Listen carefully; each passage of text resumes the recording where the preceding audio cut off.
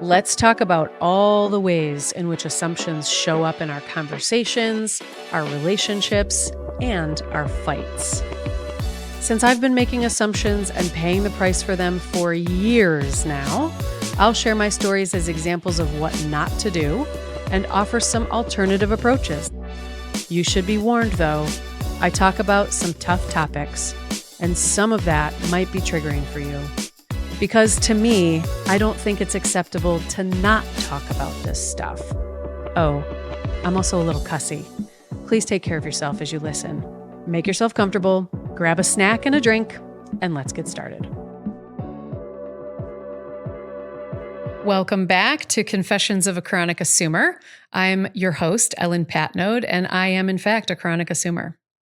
So this is part 2 of a conversation we started last week about assumptions and boundaries.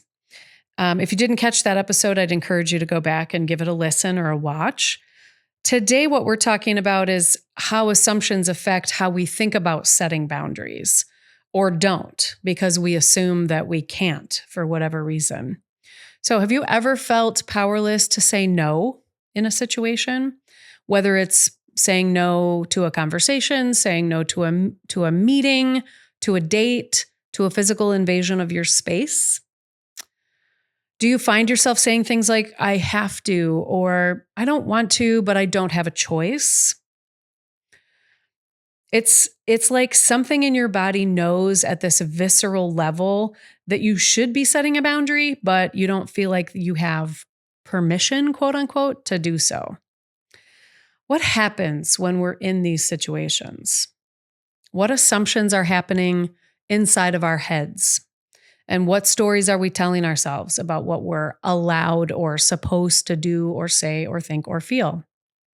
How do we overcome those assumptions and set healthy boundaries for ourselves? So the entire Me Too movement grew out of millions of examples of this, of women navigating, mostly women, navigating situations where they did not feel like they could or should set a boundary, or they felt like it was unsafe to do so in that moment. I have several of my own stories of being in situations like that, where I either felt like I wasn't allowed to say no, or I tried and was persuaded that I didn't really mean it, or I froze and didn't say anything at all. So I also want to acknowledge that sometimes it just doesn't feel safe to speak up. Whether it's this type of a situation or any situation where you fear retribution, it's always most important to take care of yourself. Get to a place where you are safe as soon as possible, above all else. Those kinds of assumptions and boundary lines, hopefully for most of us, do not show up on a day-to-day basis, right? So my examples about this and my advice about this is really based on that assumption, that this is not a day-to-day threat that you are navigating in your life. If you are, that's probably a different conversation than the one that we're going to have today, just to try to clarify my intentions here. In those situations myself, the ones that I have been in where I didn't feel like I was allowed to speak up or I froze in the moment, the assumptions were something along the lines of, I don't deserve any better, or I'll just make him mad, or I must be confused and interpreting things incorrectly. That's a line that I heard several times, actually.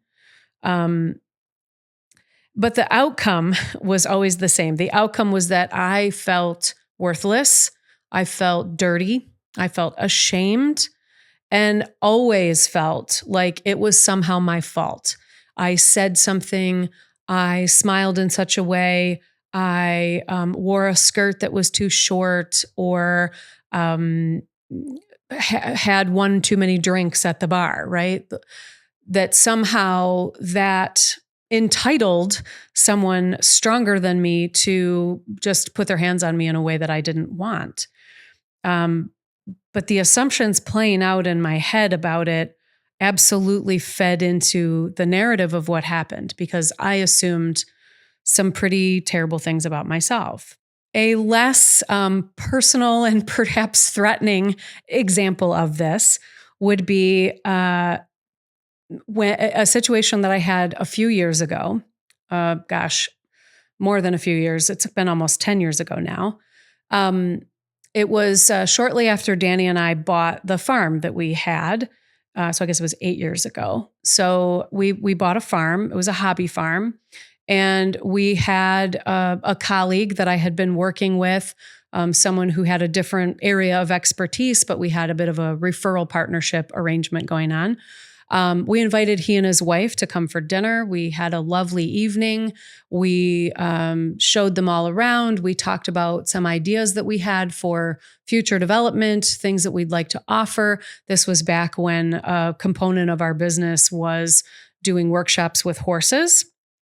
And so, a few weeks later, this colleague approached me with an idea to bring our sort of fantasies about what the farm could turn into to life, and presented himself as the chief investor in that project, and really had a fairly well thought out vision of the steps involved to getting us to that goal. Well, I was taken aback because it wasn't his farm, it was ours. We had a lot going on. My parents were considering moving up to the farm at that point because of my mother's need for caregiving, my dad's need for assistance with caregiving. We had 2 young teenagers. There was a lot happening, and it just didn't feel like the right time. And I tried to say that to this colleague. I tried to say it very politely at first. And then I said it more firmly when he did not relent. And then I said it more assertively when that still didn't work. And I wasn't trying to have that come across as a personal attack. It wasn't about him. It was about timing and the idea not being quite on the scale that we felt was manageable at that time. Well, there were some competing assumptions that were at play. On my part, I was a little intimidated by this guy's expertise in his field. And so I started thinking, well, maybe I'm just not as smart as he is. Maybe there's something about this that I don't understand. And he knows better. And so should I be saying no to this opportunity? He was challenging my willingness to think big, and it caused me to make some assumptions about my own ability to think big, or was I just playing it safe? But I also assumed that my no would be accepted the first time I said it, because it should be, and it wasn't. And then I assumed the second time I said no, that would be accepted, because it fucking should be, and it wasn't. And so then the third time I had to get a little bit nasty, which was unfortunate, because his assumptions were that if he just kept wowing me with this vision, if he just kept pressuring me, that eventually I would see it his way. And then when I did resolutely reject the idea, he assumed that my rejection of the idea was actually a rejection of him, which wasn't true, but that was his assumption in the moment. So what's the outcome there? It wasn't pretty. He actually got extremely pissed off. He and his wife both took to social media to smear me. Our relationship was permanently destroyed. And it also filled me with some self-doubt for a good long time, and it left me shaken. Again, I've been told repeatedly throughout my life that I'm too much, too bossy, too intimidating, too loud, blah, blah, blah. All that bullshit. It lights me on fire, even like thinking about how many times and from how many people I've heard that feedback. As the t-shirt, I don't know who originated the saying, but it's very popular on social media. As the t-shirt says, if you want less, or go find less. It says, go find less. If I'm too much, go find less. Anyway, I had a lot of self-doubt because I thought, well, maybe I'm too much. Maybe I was too mean.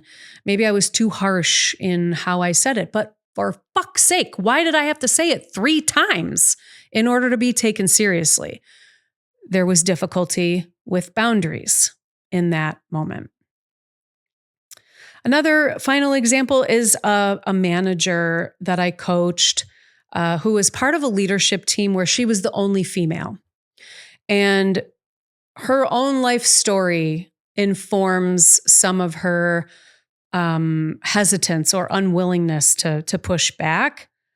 But what would happen that we would talk about often was that she would sit in these meetings with the leadership team as the only female at the table, and she would try to contribute ideas.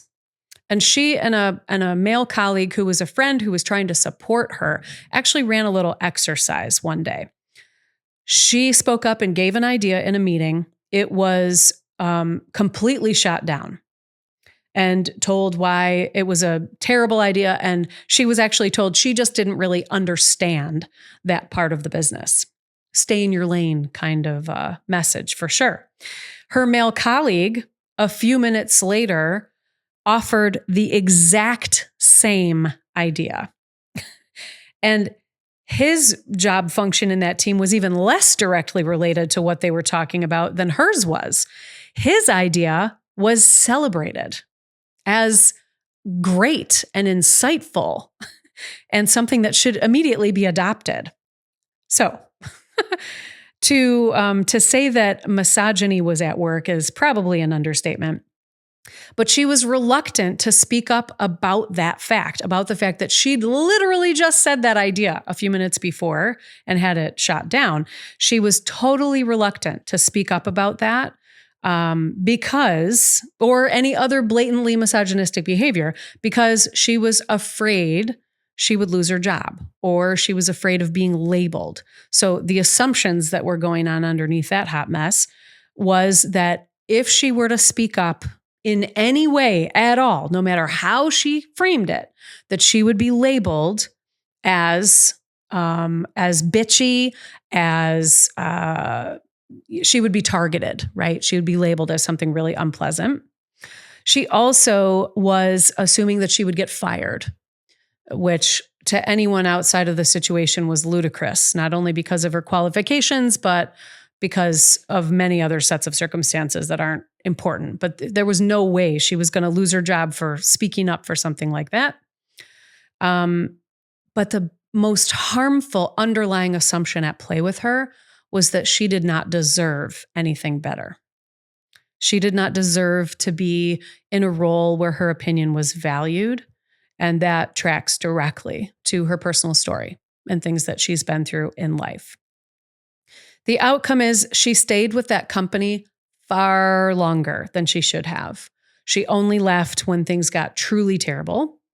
So she wasted a lot of years, and she lived with that misery for a lot of years of not sleeping on Sunday nights, worrying about what the week was going to bring on Monday.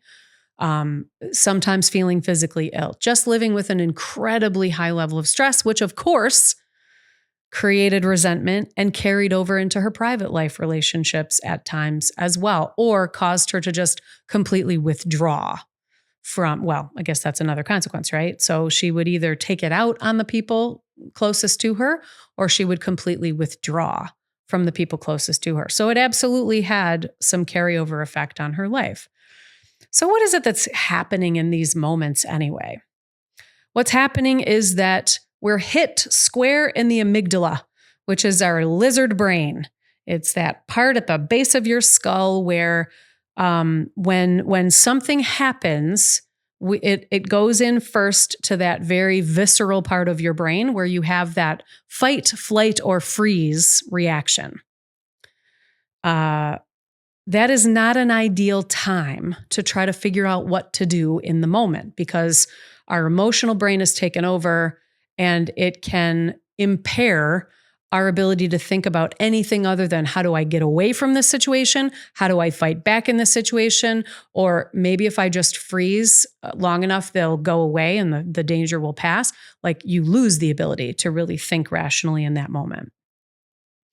Also, what's happening in that moment is the stories that we are telling ourselves about what we have permission to do or say or think or feel. This comes up over and over again with assumptions because it's central to why we make them. We are assuming what we're allowed to say or think or do or feel. These stories come from our conditioning, from society, from how we were raised, from where we were raised, and from life experiences. You know, my brother and I come out of the same exact household, but he grew up as a white male in society and I grew up as a white female in society. And so society treated us pretty differently as a result of how we presented outwardly.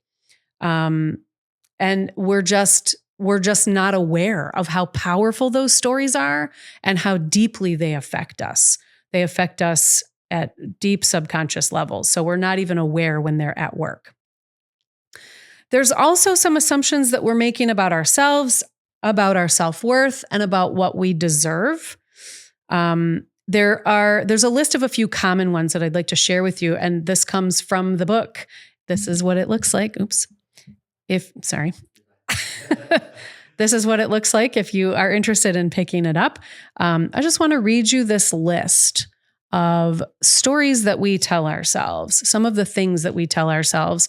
And this comes up when it comes to boundaries, when it comes to pushing back, everything related to boundaries. We tell ourselves, I'm not good enough. I'm not smart enough. Maybe they're right about me. I'll be judged. I'll make other people uncomfortable. I'll be too uncomfortable. I'm not qualified. I'm not worthy of speaking up. I don't have anything to offer, or it's just safer to remain silent. These are some of the things that we tell ourselves that feed into and reinforce that narrative. And that narrative impairs greatly our ability to problem solve and think of a way forward because we're stuck in a narrative that doesn't allow for those exceptions. So what do we do about that? I want to offer you a few questions that you could ask yourself, but I'm going to tell you right now, trying to ask yourself these questions when you're in that moment, when something has triggered you emotionally, terrible, terrible time to try to do this exercise. Do not try to do this exercise at that time. Try to do this exercise when you are not in one of those situations that might trigger you to freeze. Consider taking some time to think about this stuff. Here's a few questions also from the book. Here are a few questions that you could ask yourself. Question number 1, I want you to start with one person with whom you'd like to see a change, an improvement in the relationship, the next interaction, whatever it is. It can be a coworker, a boss, a spouse, someone else. Whoever comes to mind when you think about assumptions that you've made or an event that has really triggered you. Second question, think about your interaction with that person in that moment and think about what it is that you don't like about that interaction, what you did not like about that interaction or generally don't like about these interactions. And the more specific you can be, the more you're going to get out of this exercise. So it's really helpful to not only isolate one person, but one instance with that person to reflect on. Third question, specifically honing in on that last difficult interaction, I want you to answer the following questions. What happened? How did you feel? What did you say? And what assumptions were you making at that time? Again, points for honesty. From there, I want you to think about what did they seem to assume? Now, you notice I didn't say what did they assume because you don't know what they assumed, but I want you to speculate. What did they seem to be assuming? What assumptions do you think could have been at play in that moment? What did they say? And how did they seem to be feeling? And if you reflect on all of those pieces together, you can start to develop this process in your brain where you move yourself out of the emotional reaction that you're having and you move into problem solving mode, right? That's how we shift from the emotional reaction to problem solving, is we give our brain a problem to solve. And the problem you can solve in this particular instance is really thinking through, what could I do differently?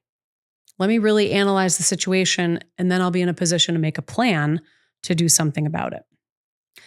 The final piece of what we could do about it, I really think that self-talk gets a bad rap. I think sometimes it sounds corny. Sometimes it may feel embarrassing to engage in a little self-talk. Jack Handy from Saturday Night Live, I totally just dated myself there. But the whole, I'm good enough, I'm smart enough, and damn it, people like me. Don't undervalue the power of some positive statements that you can repeat to yourself about your own value and your own worth that might put you in a better headspace to feel like you deserve to set up boundaries with people in your life that cross them, or people that could be in danger of crossing them. So if self-talk helps you move away from thinking that you're not worthy of setting boundaries, embrace that shit, right? Self-talk works. Thanks for joining me today. Come back next week when we will talk about assumptions and projections. Woo! I'm not even going to explain it right now. Until then, connect with me on social media. On LinkedIn, you can find me at Ellen Patnode.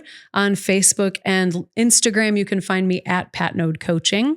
And remember what the late, great Albert Einstein said: doing the same thing over and over again and expecting a different result is the definition of insanity. In order to, we've got to be willing to do different to get different. Have a great week.